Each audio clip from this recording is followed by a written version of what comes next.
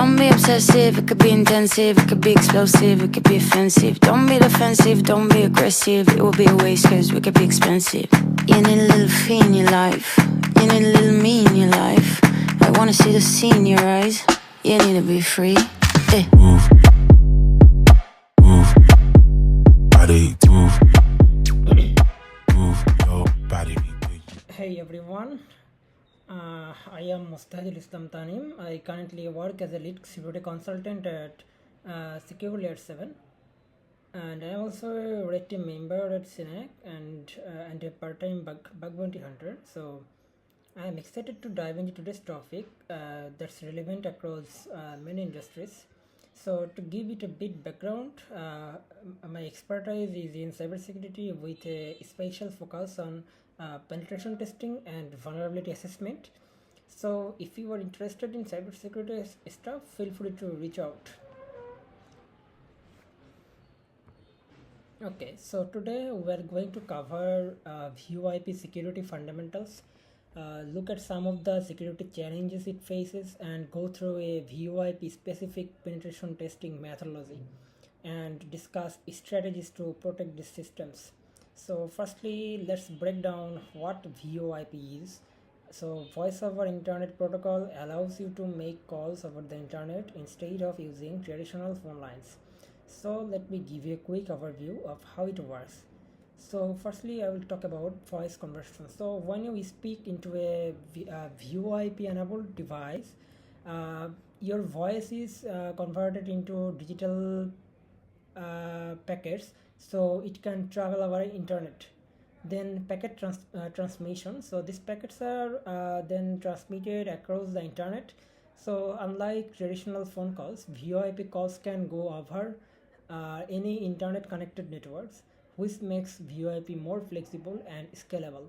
So coming to protocols, two primary protocols manage VoIP. One is SIP, that is for setting up and managing calls, and another one is RTP, real-time transport protocol, for getting the actual audio, and finally receiving and reconstructing audio. So once the packets reach the recipient, they are reassembled and reassembled into audio, so the other person hears your message clearly. So while VoIP highly efficient, it does come with its own set of security risk. But before diving into that, let's familiar with some basic SIP messages. So SIP messages play a crucial role in managing the setup, control, and termination of VoIP calls. So each SIP messages has a specific purpose, that is helping to establish, maintain, and end communication sessions over an IP network. So the register message registers a SIP user within the network, so allowing the user to the located for incoming calls. The invite message is used to initiate a call and set up between parties, so establishing the foundation for communications. So once a final response is received, the ACK message is sent to confirm it's received. And for terminating that call, we can use the bye message.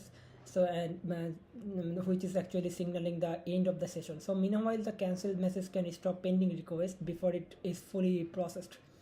And the update message allows for the modification of session state in the middle of a call without altering the dialog itself. So for scenarios requiring a call transfer, the refer message is used to suggest a transfer of the call to another party, and the prac message is an acknowledgement for provisional one access, suppose one access responses, so helping to like ensure reliable message delivery in the early stage of a call.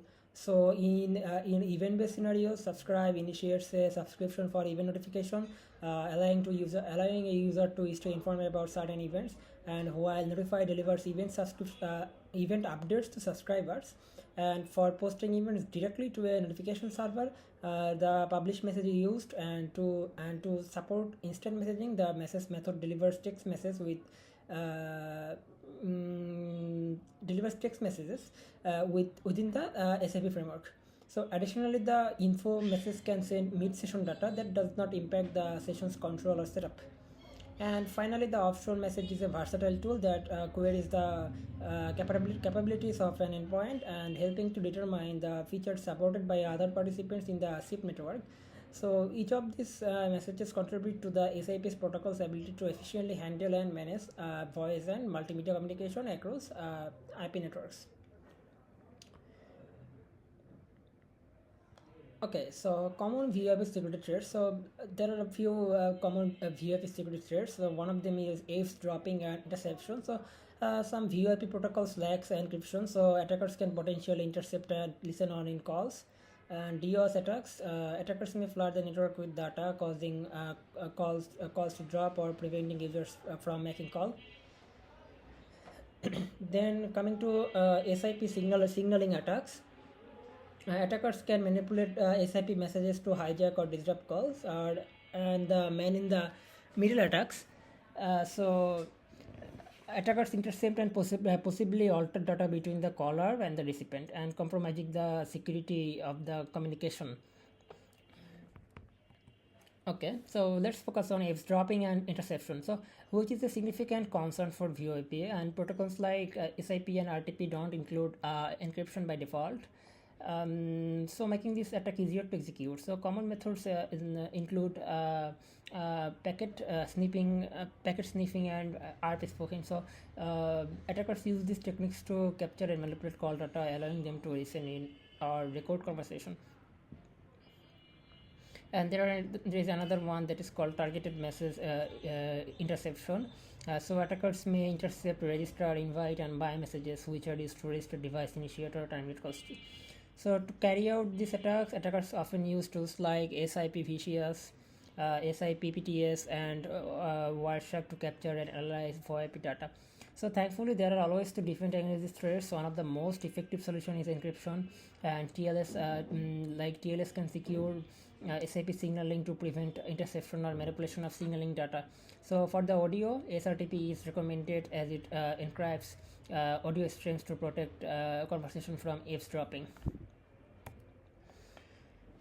So denial of service attack. Denial of service attacks present a like formidable challenge in network security. So especially when targeting VoIP system rely heavily on communication protocols, primarily the session initiation protocol and the real-time protocol SIP and RTP, which I told earlier. So which are fundamental to initiating and managing voice communication.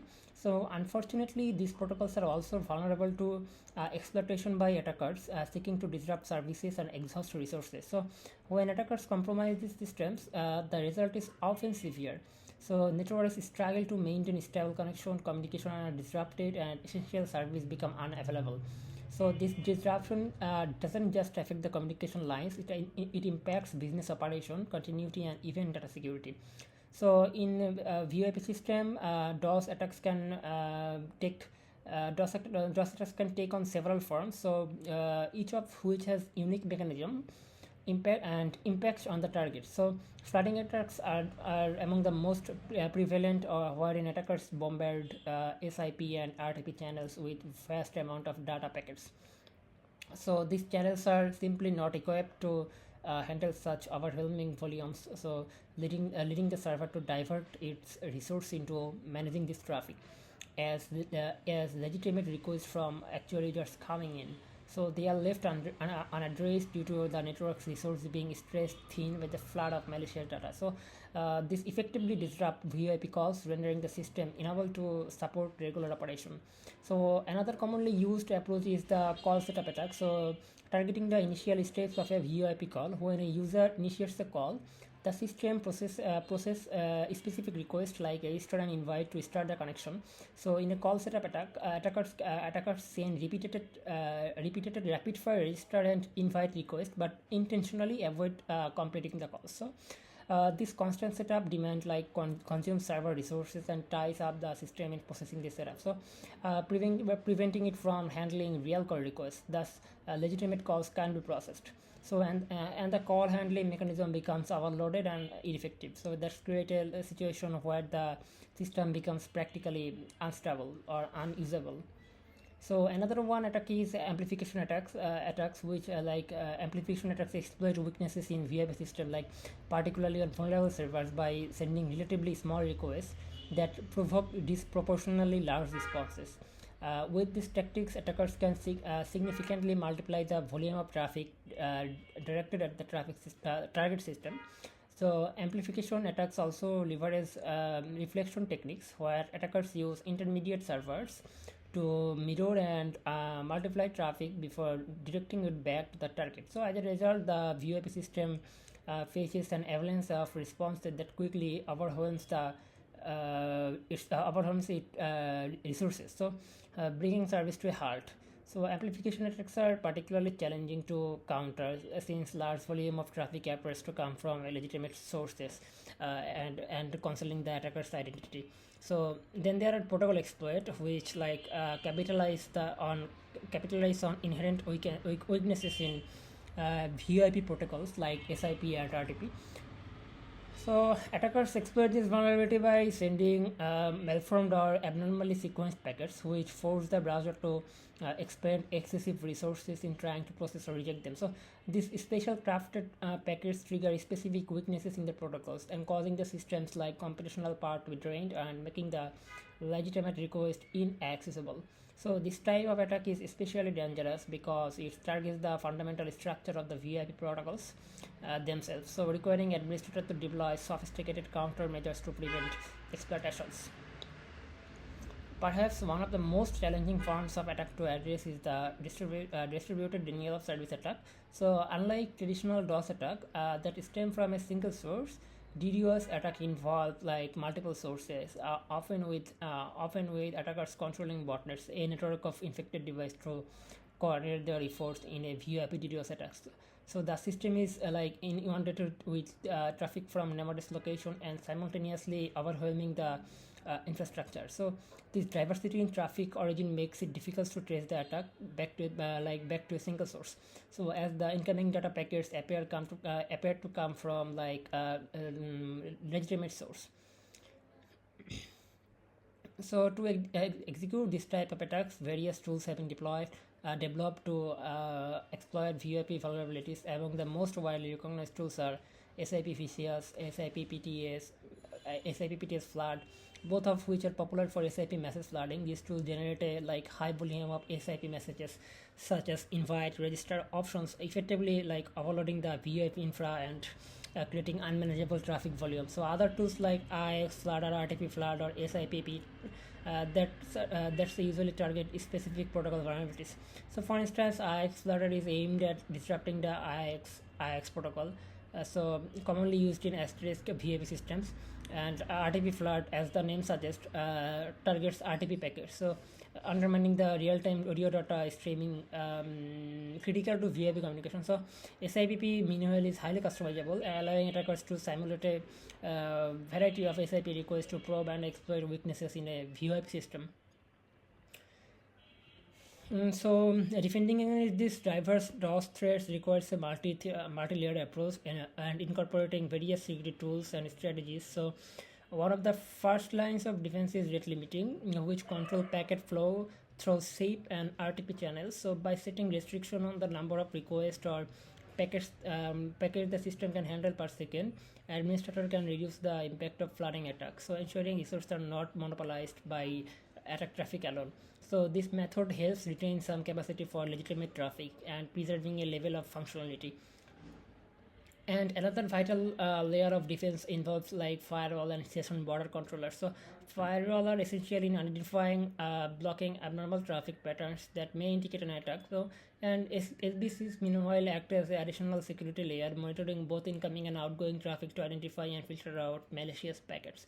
So these controllers play a crucial role in providing a real-time protection against traffic spikes typically associated with DOS attacks, so helping out to prevent potential service outages.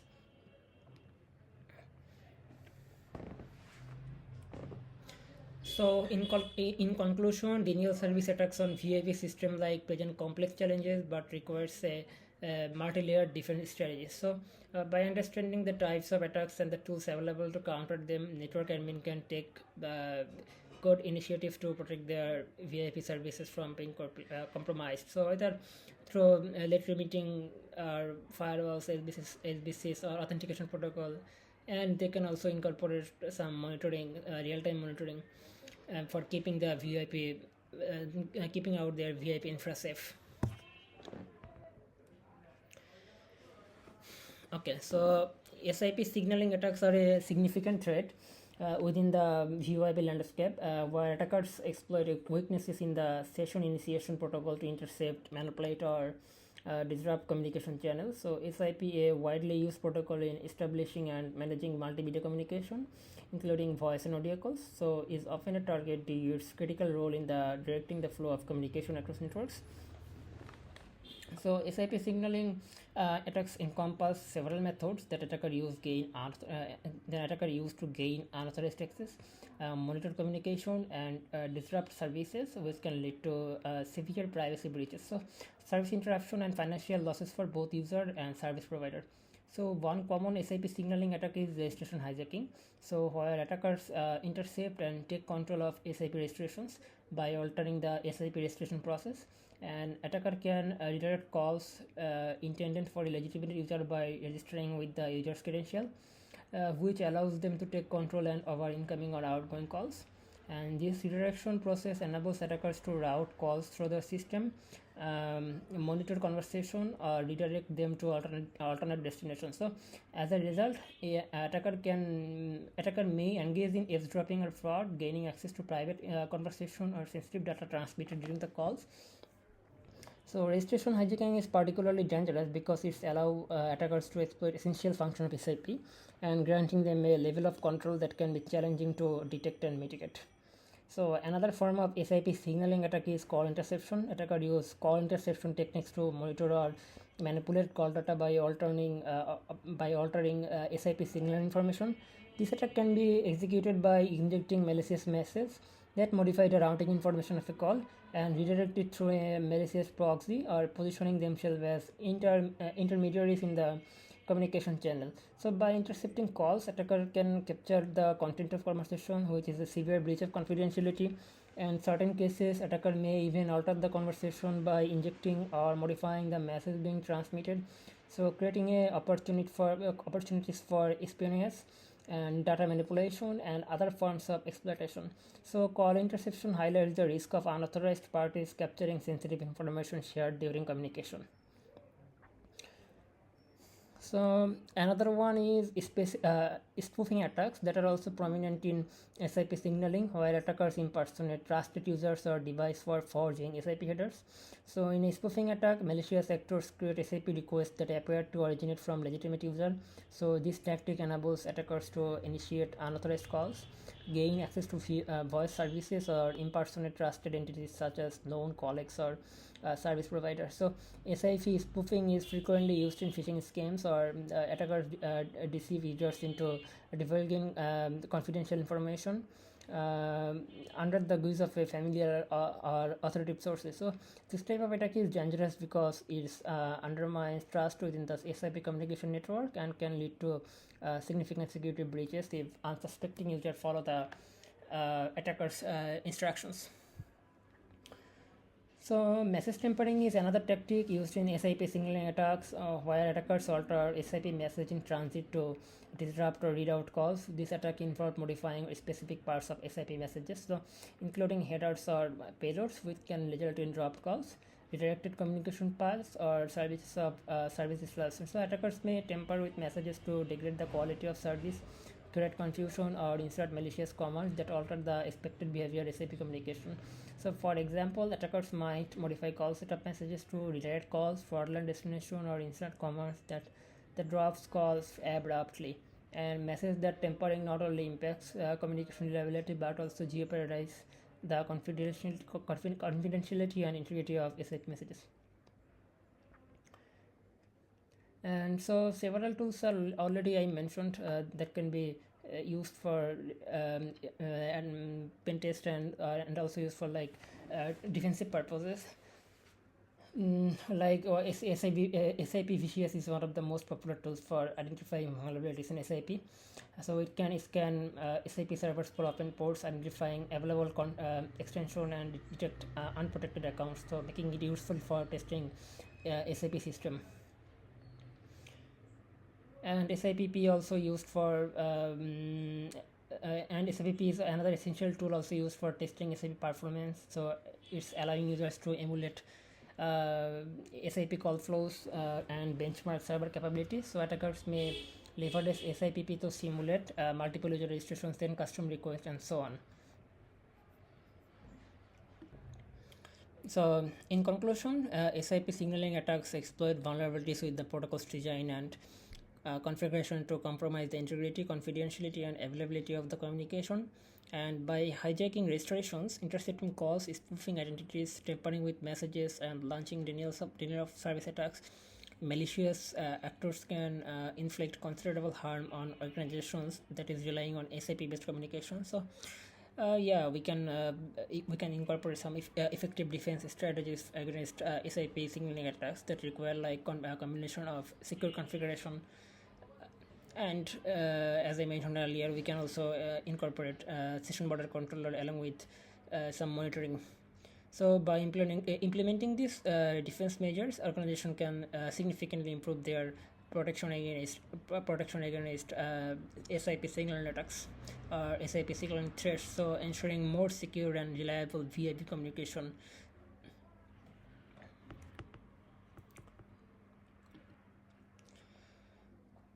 Okay, so VoIP pen test is an essential aspect of securing modern communication infra. So as business increasingly rely on VoIP for efficient and cost-effective communication, it becomes important to ensure the security of these systems against avatars. So a VoIP pen test aims to identify potential vulnerabilities in a VoIP network, preventing unauthorized access, eavesdropping, or service disruption. The following methodologies outline a structured approach to VoIP pen test that is covering recon, network scanning, enumeration, and vulnerability identification and exploitation. So recon is the initial phase of any security assessment where the goal is to gather as much as possible about the target network or system without engaging in real direct interaction. So when it comes to VoIP, the phase is particularly crucial because the information obtained can provide insights into the target's architecture, devices, configurations, and potential vulnerabilities. So passive information gathering is the preferred approach during this phase, as it minimizes the chance of alerting the target to the activity, thus allowing for like unbiased data collection. And this process uses OSINT techniques and leverages like publicly accessible resources to build a detailed pictures of the VoIP network. So to begin with, like search engines are a like powerful tool for OSINT activities. By carefully crafting search queries, an attacker can extract specific information related to the VoIP devices or configurations. So using a advanced search operator such known as Google Dork is a highly effective method in this regard. For example, by searching for specific keywords or phrases related to device configuration, one might uncover unprotected VoIP interfaces or administrative portals that have been unintentionally exposed to the internet. So a typical example would involve searching for titles associated with the device configuration pages, such as those of certain VoIP hardware brands. In some cases, this exposed interface may even reveal configuration details, access credentials, or other sensitive information that could be valuable for further exploitation or exploit planning. So additionally, specialized search engines like Shodan and Census can be used for finding the VoIP network or VoIP system. So these platforms continuously index devices connected to the internet, and through them, one can filter out various types of VoIP related hardware such as SIP servers, IP phone, and PBX systems. And by analyzing the information provided by this database, one can assess the device's model, configuration, and location, as well as detect any apparent security weaknesses. Shodan and Census therefore allows for a non-invasive approach for identifying targets within the VoIP network. The recon phase is highly dependent on one ability to throw out a discrete, but it is essential to avoid any direct engagement with the network during this phase. which means relying solely on publicly available information. Moreover, while this phase may seem harmless, but it is vital to underscore the, I would say, importance of obtaining proper authorization before you are performing any kind of activity.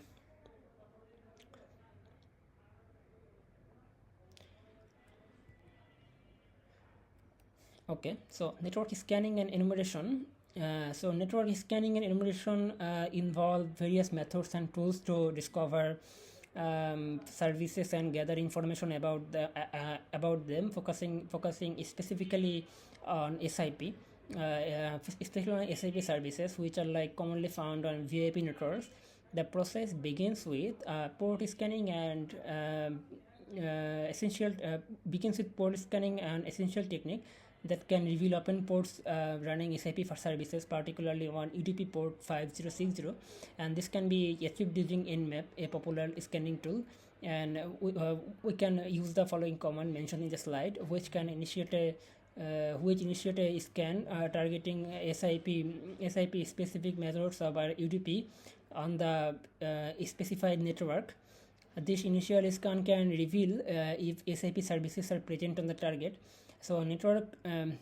So another effective tool for service discovery is SIP VCS, a specialized suite for SIP and VoIP recon, where the SDMap module can be used to scan a network for SIP services with the command like SDMap target network -P5060. So you are mentioning the port range here and the FP flag. So which searches across a range of ports and fingerprints. Services to identify SIP enabled services for scanning requires like scanning requires like faster so scenarios requiring faster scanning our UDP or TCP or TLS protocols. You can use SIPPTS scan, that is a valuable choice for its multi-threaded capability that's enable high speed scanning as demonstrated by SIPPTS scan -I, as mentioned in the slide, where the scan performs a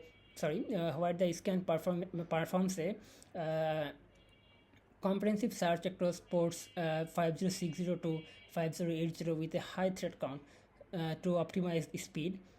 So additionally, methods enumeration plays a significant role in the understanding what SIP methods the target server supports. So SIPPTS enumerate is a useful tool for this purpose, allowing security testers to identify SIP methods such as invite, act, buy, and register, which is crucial for further testing and exploitation.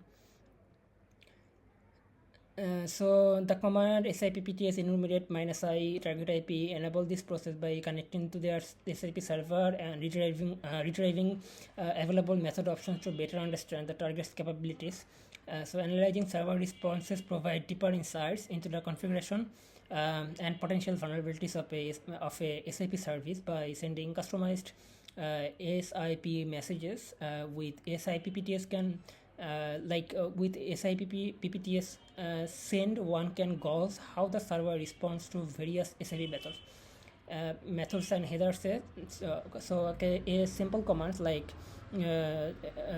in the SIPPTS send -I in the slide I mentioned, this command used for for a customizes a SIP invite message with specific user agent and header field. This can reveal server behaviors and potential security misconfiguration for finding valid SIP extension. So extension enumeration tools like SIP VCS or SIPPTS extend probe invaluable. They attempt to identify existing SIP extension on the network, which are often numerical range representing a VoIP endpoints, executing commands like where target IP -P5060. So this will initiate a scan on the specified IP for extension in a defined range using the register method. This approach can reveal active SIP extension, which may be useful for further exploitation in case where a more powerful framework is needed. Metasploit offers modules specifically for SIP enumeration and scanning. So these modules include auxiliary scanner SIP options or auxiliary scanner SIP enumerator, which are part of Metasploit's auxiliary suite for VoIP security. They allow professionals to conduct SIP based recon and gain insights into the potential vulnerabilities. So by leveraging the capabilities of the Metasploit framework in summary, network scanning and enumeration using these tools and techniques can help to uncover some SIP services on a target and network on the target network, and enumerate SIP methods and analyze server responses and identify valid extensions. And so utilizing Metasploit modules to comprehensively assess the SIP security.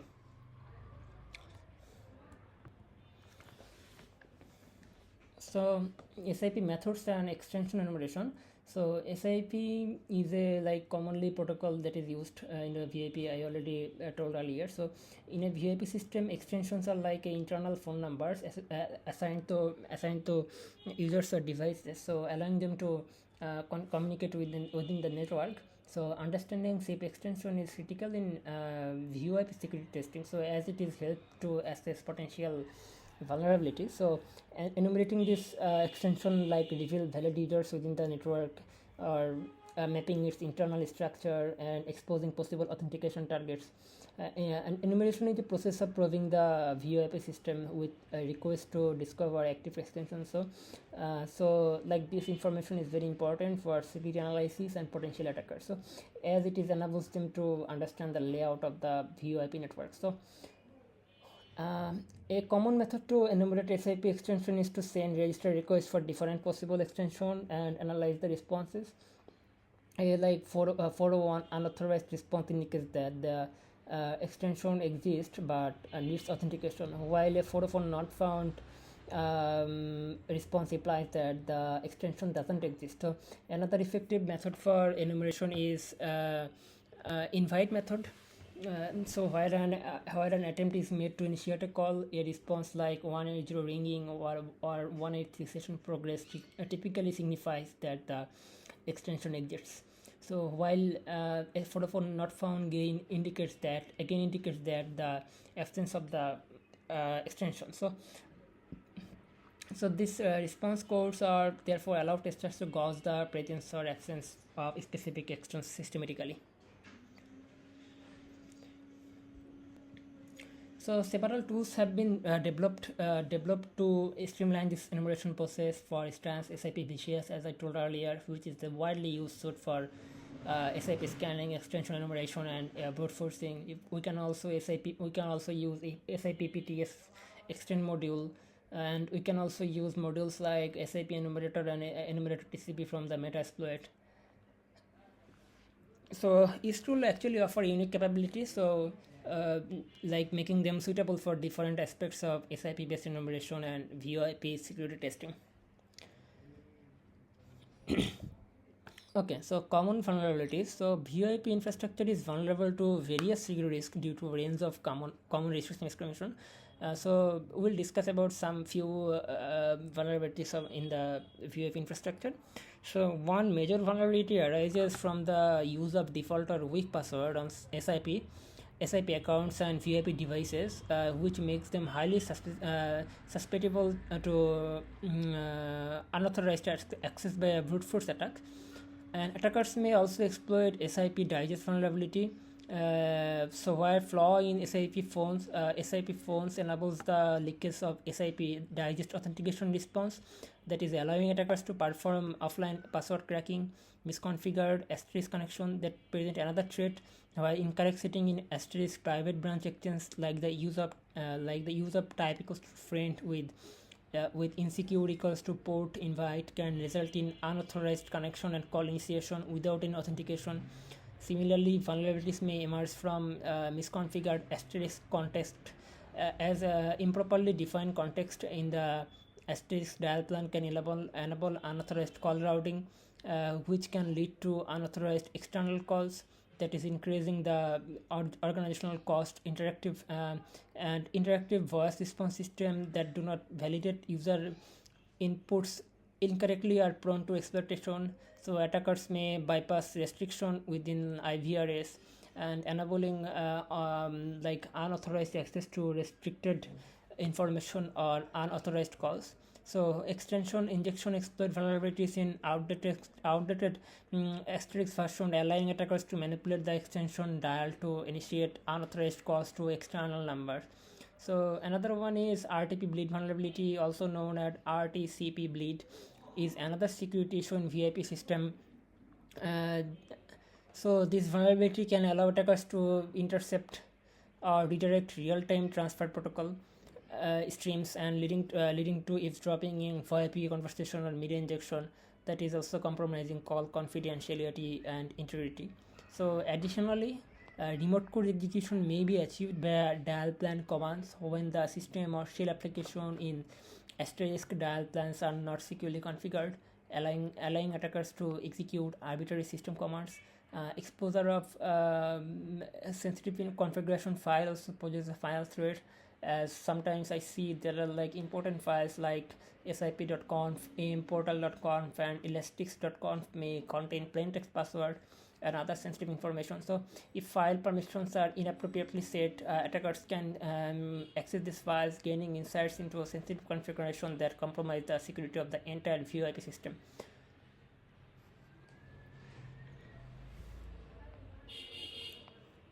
So to enhance the security of your VoIP system, it's essential to implement multiple layers of protection, starting with TLS encryption for SIP signaling, which provides confidentiality and integrity by encrypting communication between devices and server. And you can also configure your PBX system, that is another critical step. So as it helps to limit access from unauthorized sources. So this can be done by setting allow guest equals to no in your configuration, which effectively blocks unknown users from accessing your system. So in addition, hardening your VoIP server should involve disabling unnecessary services and protocols that might be exploited by attackers. So for instance, if you're using SIP servers like Asterisk, be sure to configure them securely by setting allow guest equals to no and using for example type equals to peer and also you can use type equals to you can use type equals to peer rather than type equals to friend. So as this like minimize the chances of unauthenticated access in secure settings. So unless absolutely needed, this should be avoided to reduce the risk of vulnerability. So similarly, validating and sanitizing all user inputs within IVR systems and dial plans is essential, as these are potential entry points for attackers. So moreover, to prevent exposure of management interfaces and other sensitive services to untrusted network, you should use firewalls and IP whitelisting, ensuring that only authorized IP addresses can get access to your system. So disabling guest access and turning off any kind of unnecessary SIP method, that is another preventive measures that can be taken effectively to limit the number of vectors available to an attacker. So lastly, removing default credential and unnecessary services should be part of your baseline security configuration, as like default credentials are well known and often exploited by attackers. Okay, but thank you so much for staying with me through this talk on VoIP security. uh, I hope I have given you some steps and things to think about it when it comes to keeping your VoIP system secure. So at the end of the day, we all want our communication to be private and our systems to be reliable. So let's make it a priority to take even small steps toward stronger security. So if you have any question or just want to chat more about this, feel free to reach out to me. Thank you.